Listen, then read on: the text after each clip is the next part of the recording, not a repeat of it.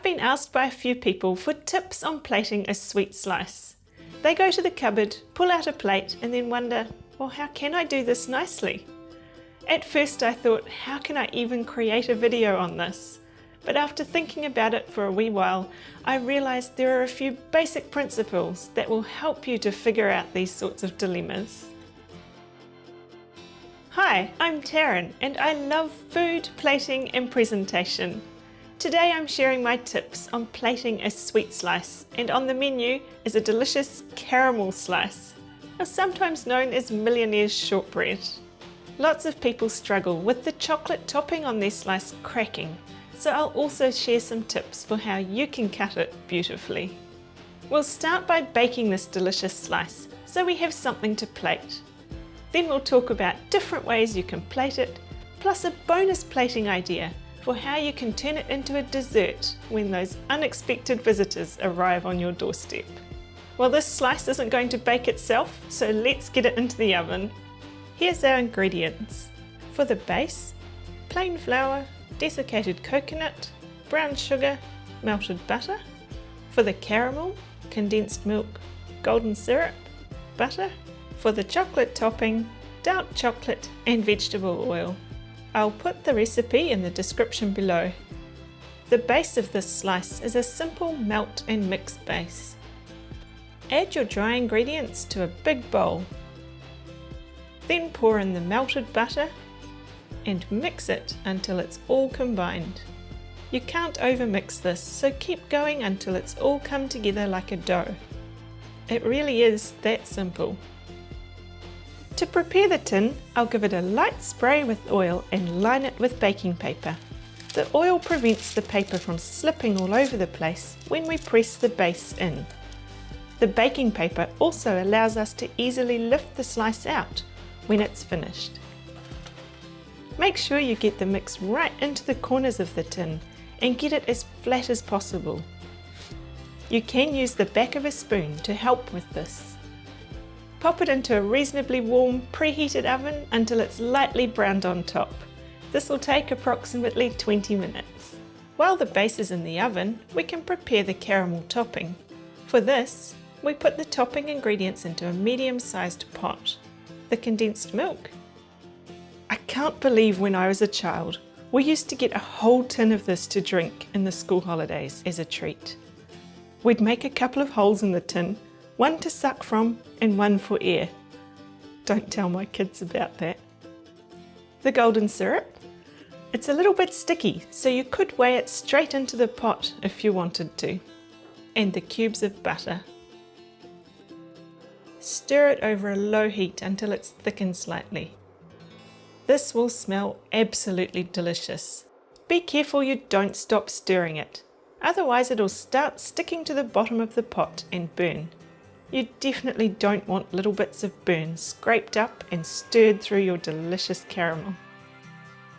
Now it's ready to pour over the cooked base. It still looks quite runny, but it will continue to cook in the oven and stiffen up.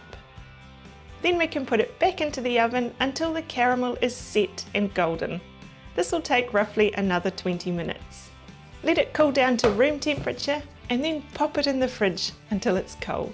To make the chocolate topping, simply put the chocolate and oil into a small saucepan and stir it over a low heat until it's melted. The addition of oil in the chocolate is what helps the chocolate to pour nice and evenly onto the slice. This is the same deal as the caramel. You need to keep stirring so the chocolate doesn't stick and burn on the bottom of the pot. Once the chocolate has melted and it's ready, pour it onto the slice. I like to pour this in a strip down the middle and then pick up the tin and swirl it around to get an even coating of chocolate all over. Doing it this way also helps to get it right into the corners. This chocolate topping will set hard, so you can either give it a few minutes in the fridge to speed up the process or leave it on the bench until it's set. Here comes the fun part. We're ready to cut and plate our slice. Don't forget to make the most of sampling the offcuts. Let's cut this slice a few different ways so we can explore some different ideas and looks. Because we have a hard chocolate topping on this slice, the chocolate's going to crack no matter which knife or cutting method we use.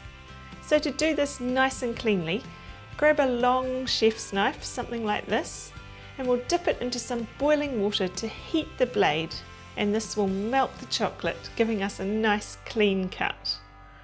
I've got this flower vase here, and it's probably had knives and palette knives in it way more often than it's ever had flowers in it, but it's just the perfect size for the job.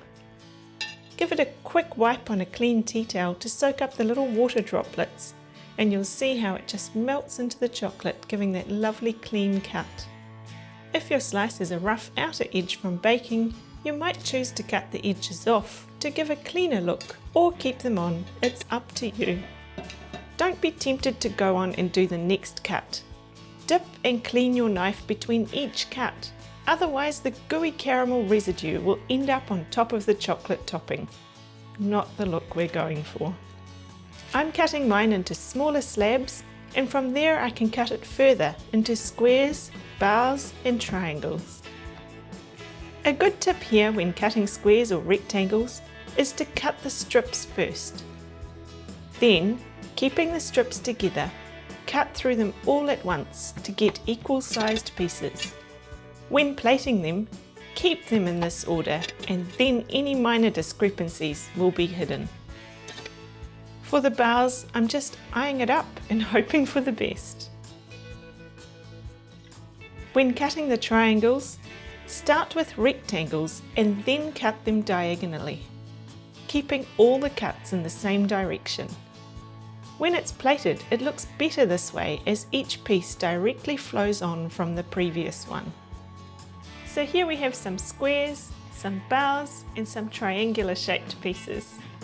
The shape of the cut slice really determines which plates I'll pull out of the cupboard. I have a variety of different shaped plates here. Because we're using a dark slice, I'm not going to pull the dark plates out of the cupboard. We want light coloured plates so that the slice can stand out. We can go for a very safe plating option, setting the slice in a row or a couple of rows and then adding a few pieces on top.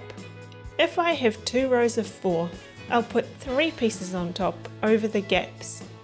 Try to keep an odd number of pieces on top as this looks better.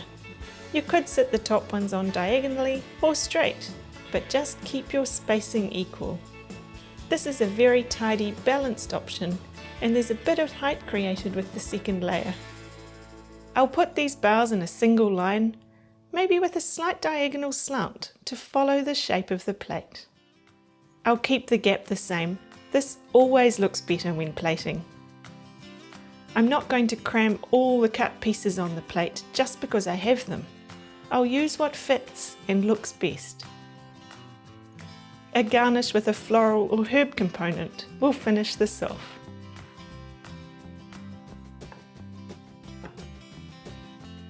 Or you could go for a more abstract look. Grab a circular plate, pop a small bowl in the centre and arrange the pieces around the bowl before removing the bowl. The bowl is just used to help space the pieces evenly.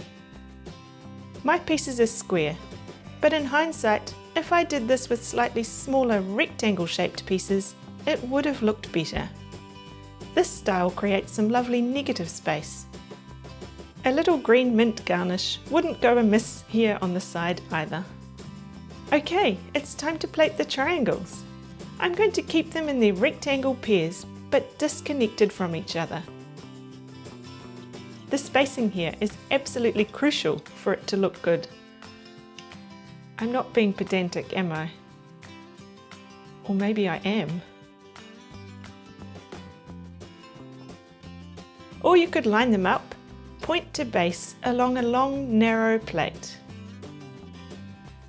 Isn't that so simple, yet so stylish? I don't know if you've ever done it before, but a slice can often double up as a plated dessert, especially if unexpected visitors arrive on your doorstep. I'll show you one quick way to spruce up a piece of our chocolate caramel slice and serve it as a dessert. I've got an abstract shaped plate here. I'll put a spoon and fork down on the plate. Then using a fine sieve, I'll lightly dust over the spoon and fork with some cocoa powder or drinking chocolate. If I was using a dark coloured plate, I'd use white icing sugar to make it stand out. When you pick up the spoon and fork, it leaves a beautiful stencil on the plate. Such a simple but effective way to garnish a plate. Pop the caramel slice on the plate next to it. You could serve it just like this, or if you have a little cream on hand, add a rosette of cream and a small mint tip to finish it off. This looks pretty good to me, just like this. But if you would like to add some colour, you could use a fruit coulis. If you want to know how to do this, there's a video lined up for you up here or a playlist ready to go down here. Happy slicing!